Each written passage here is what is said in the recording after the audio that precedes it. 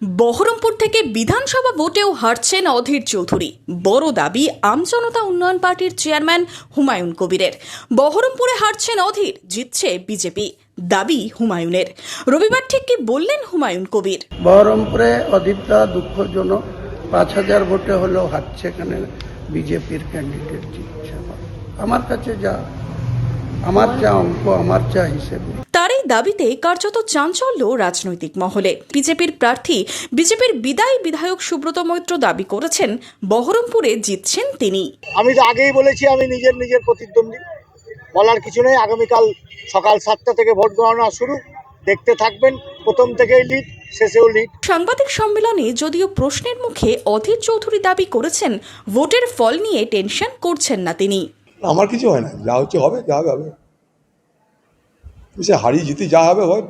মানুষ ভোট দিয়েছে ভেবে কি করবো? আমি তো বেশি ভেবে ভোটের ফলাফল আমি নির্ধারণ করতে পারবো না। খামাখা বেশি ভেবে না ঘুমিয়ে না খেয়ে লাভ কি আছে?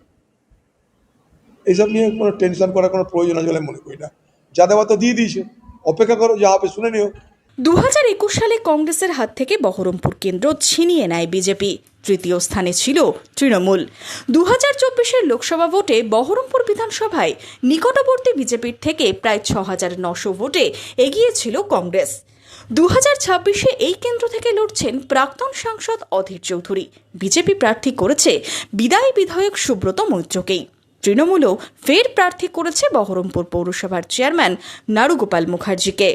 জল কোন দিকে গড়ায় সেদিকেই নজর সব পক্ষের। তবে এর মধ্যে হুমায়ুনের ভবিষ্যৎবাণীতে চাঞ্চল্য তৈরি হয়েছে সব মহলেই। Bureau report, Imagine Community media.